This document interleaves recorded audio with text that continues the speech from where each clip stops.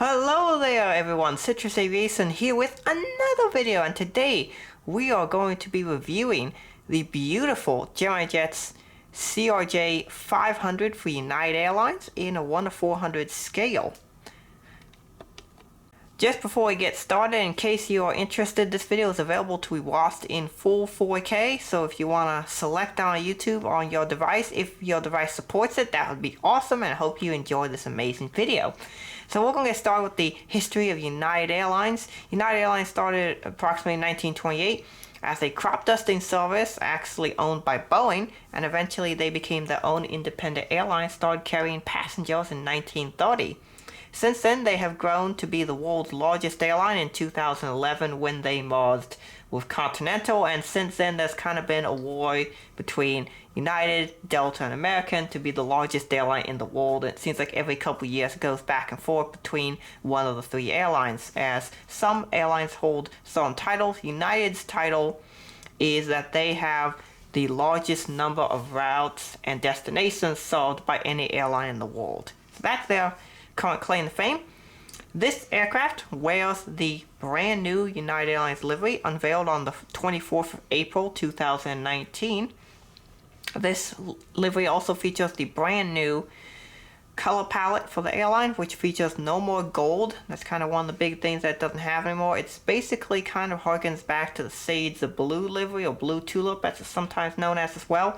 And it basically uses the 2012 United 787 livery and uses the new color palette for that. It's a really nice livery, at least in my opinion, and we're going to review this model and look into it fully. So the CRJ550s are a very significant part of the United Airlines fleet. This one is November 504 Golf Juliet CRJ550, and it was the very first one delivered to the airline. This aircraft was delivered on the 8th of August 2019 and did its first flight to Little Rock, Arkansas from Chicago O'Hare as the first CRJ550 flight in the world in October of 2019. This aircraft is serial number 10222, and it's now an integral part of United's fleet. The CRJ550s are a 50-passenger version based on the CRJ-700. Now this aircraft is typically a 76 configuration passenger aircraft, but United wanted to offer a more comfortable experience for premium passengers, particularly first class and economy plus. So this aircraft uses the same CRJ700 platform but has fewer seats, about 56, and it allows for much more space for those premium passengers, including their own snack lounge. They just go and pick up food, larger legroom, larger seats, a separate bathroom for the first class passengers, and so on. This model represents that, even though it uses the Gemini Jets CRJ700 mold because they look basically the same. And the aircraft operates with GoJet, and all these aircraft, as of the time of this recording, are based out of Chicago O'Hare, and that is where they were initially based out. Eventually, plans are to have these aircraft also based out of Newark and Washington Dulles, with Denver possibly coming in the future. So these aircraft are going to be awesome. There's currently about 20 or so in the fleet, and there will be in total 50 of these delivered, although United also has options for 50 more, so they could expand that fleet a good deal bit. So next up we have a size comparison for this model, and as you can see, we have a standard length, typical cheapo ink pen I got at a hotel. This is a Hampton Inn pen, and you can see the models right next to it. So this will be the object I'm going to use to do standard size comparisons. As you can see, this model is about 2/3 the length of this ink pen, making it really, really tiny. The ink pen's maybe about, a few inches long. Not very many, about 3 or 4. It's really short, and the model's maybe about 2-3 inches. It's tiny. So just in case you ever get this model, just know it's really, really tiny. This is one of the smallest models I have in the collection. Alright, so for the configurations, we have one configuration. This is a 50-passenger configuration. So for the first section, we have United First, which is basically their, quote, first class, which is really business class. It's 10 seats. rows 1 through 4. The first 3 rows are a 1 and 2 configuration, and then the final 4th row is just a single configuration of 1 seat on the left, and then instead there is a cargo bin here on the other side with two more cargo bins behind it. In the front section, there is, on the port side, there is over here another cargo position for more luggage, and on the starboard side there is a restroom. Economy Plus is 20 seats, fairly large section. That is rows 7 to 11 in a 2 and 2 configuration. Starts about right here and goes just past the emergency door over the wing. And then the final 20 seats are just for regular plebeian economy. Those are rows 12 through 17. They're just in the back of the aircraft. And first class, those rows are 1 through 4. Alrighty, so now we're going to take a look at the details of this model itself. This is using the Gemini Jets CRJ550 molds I mentioned earlier, and we'll start the nose cone of this model, which is actually pretty decently detailed. And if we take a look at the straightness of the nose gear, that's something I'm starting to take a look at because that's an important detail. The straightness of the nose gear is actually quite good on this model. It's much better than some of the other Gemini Jets I've had. And then if we turn here to the left side, or I believe it's also called the starboard side, port side on the left side, and then starboard on the right. We have a lot of details up front, pitot tubes, steady ports, all that kind of stuff. There is some sort of writing down there underneath the cockpit window in blue. I believe that says operated by GoJet. If not, I will write on the video when I edit this what it's actually saying. And then on nose gear is the parcel registration 504. And then we have the Star Alliance logo behind the cockpit windows and the L1 door. You have the United Express titles, and they are something written in blue below that main cabin window on the left where the first cargo container storage area is. That's why the window's grayed out. I don't know what it says. I can't quite read it on the camera here, but I will say what it is, write it in the editing process. And then you can see there is a main cargo container door right there. And then if we just move this model down, we have the wing width. This is a one-piece mold wing, so where both wings are on one piece versus 2 separate wing pieces that go into fuselage. You can see the over the wing emergency exit right there. And then you can see, if I can move this model, there we go. You can see appears to be landing light detail, possibly.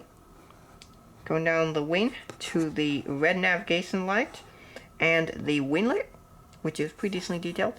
Then in the back, you can see the registration, November 504 Golf Juliet, with the American flag, as United Airlines is a flag carrier of the United States of America. And then you can see the engines. These engines are GE CFM 34-8C1 engines. And then we have the blue cheat line going down there to the tail. And this is really nice on this vertical stabilizer. I really do like the new tail details. It's quite nice. There is a detail that they are missing. There should be a fade to a light blue right up on the top, right about here. That detail is not included.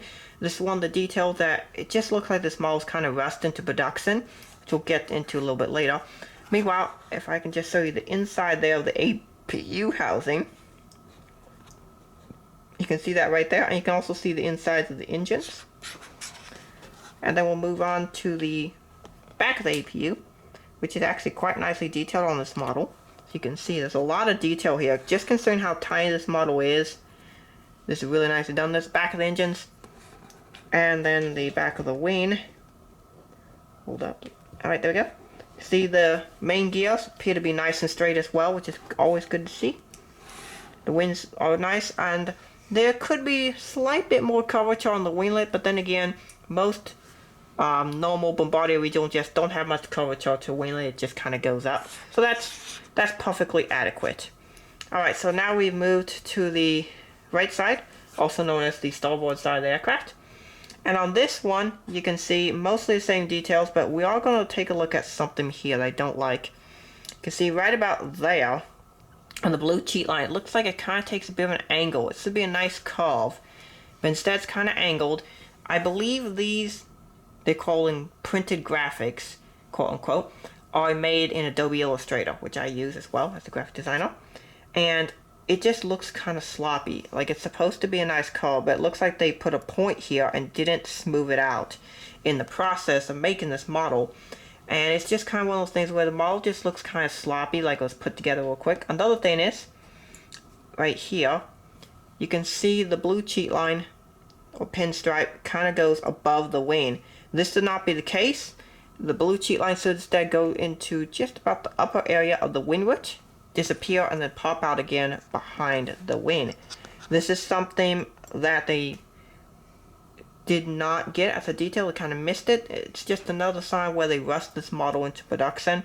Now, I will be showing right now some pictures I took at DSM of CRJ550s. I've seen a lot of these now because they regularly fly from DSM to ORD.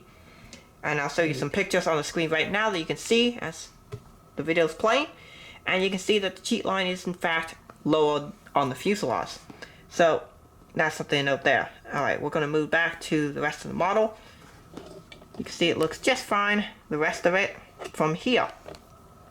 And so that is the main side details of the model. Now I'm going to take a look at the top and bottom of the model. As this model is so tiny, you might see a lot of my finger in here.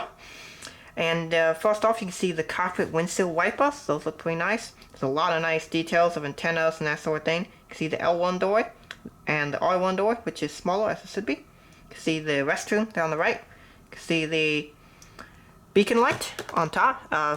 Just so you guys are wondering, it's a beacon light on the top of the aircraft and an anti-collision light for the red light on the bottom of the aircraft. You can see there's an escape hatch.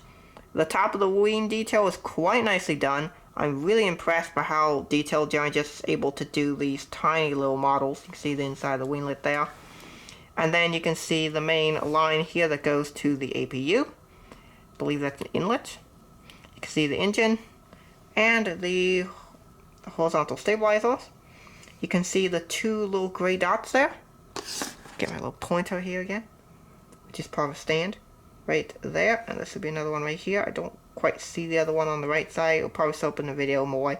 But those are where the normal logo lights would be. On this aircraft, it should be in back here. But I don't see that detail. Anyway, on the underside, at the nose gear, you have another red anti-collision light. Remember the anti-collision lights on the bottom. You have the main cargo container door, hole for Gemini Jets stand. The underside of the wing detail, which is pretty good, and the landing gears are also pretty good on this model. The tiny Gemini Jets logo. I'm so happy Gemini Jets is now doing tiny logos instead of big ones. And we have the underside of the engine detail and APU housing detail, which is actually not a lot. And then we have the underside of the horizontal stabilizers. Alright, so now we're going to do the features and the final part of the model. This is supposed to have rolling wheels, but they don't. Well, this one rolls. This one right here rolls. The others do not, and that's kind of because of how tiny this model is. I can forgive that. In my opinion, model aircraft shouldn't really roll anyway, because there's no point. It's not a model train. But I digress. Now move it off the iPad Pro box. I've been using it. I've been using this one because the model box flap here is not want to sit down. I don't want to put my model on the box flap because, well, that's a super sketch position to do a model review on. You know, it's not really something you want to do during a model review. So I've been using the iPad Pro box for today, and eventually I'll make a little like airport runway type thing where I can put the model on for purposes of reviews. So let's just lower this camera angle so we can put it on the stand, and then I'll give it a rating. So here's the stand. I'm just using a typical Gemini Jets silver stand. Actually no, I'm going to use the wood one for this. I have a wood stand. This one is a Gemini Jets stand. Alright, so here it is. The model looks quite nice, as you can see on the stand. I'm just gonna get this into a desirable angle. I think this is actually pretty good. Alright, and let's do a 360 of the model, and then I'll give it a rating, what I think about it. So, this model is quite nice overall. For my rating scale, I do mold, accuracy, paint, and value. So for the mold of this model, it's quite good mold overall. Gemini Jets CRJ molds are quite good. If I can get this thing to focus on the aircraft, there we go. So the mold, I'll give this a 9 out of 10. So good mold, not the greatest I've ever seen. For accuracy, this is where this model's going to take a couple point hits. It's going to get an 8, not a 10, because of the paint errors that I noticed and the other little things I noticed. I'm just lowering the camera here so the camera can actually focus and not freak out. There we go. The camera seems to be happier now. And so that's the accuracy, and the paint's also going to get the same score, an 8 out of 10, because of those issues that I noticed on the model, which are a total of 3, which is really not acceptable. But none of them are too huge unless you're a detail person like me, so I only took 2 points, whereas I would normally take 3 or more. So finally, we get to the value, and these models are going to be worth a lot in the future, and so far Gemini Jets is the only person or company to make this, and they probably will be the only ones to make this in 1 to 400 scale. They also made a 1 to 200 scale version, so if you're interested in that, that is also available. As far as I know, no one else has made any versions of this aircraft yet. So that means I'm going to give this a fairly decent value. I think this is going to be a valuable model. I'm going to give it a 9 out of 10. And knowing how valuable RJs get, it could definitely go up. In fact, I'm going to give it a 9. It's not the most valuable model, but it probably will eventually become fairly valuable. So for the final score, this model gets a 34 out of 40, and a recommendation from me. If it really wasn't for those issues I had with the paint and some other errors, this model would be rated as probably one of the best models that I've gotten in a while from Gemini Jets. So yeah, that's my opinion on the company there. So I hope you guys enjoyed this video and have a great rest of your day for soy. Thank you guys for watching these videos, and if you're watching in 4K, do comment below. Meanwhile, I'll give you a hint of what some of the next model reviews might be. So, hope you guys have a great rest of your day. Thank you for watching, and God bless you.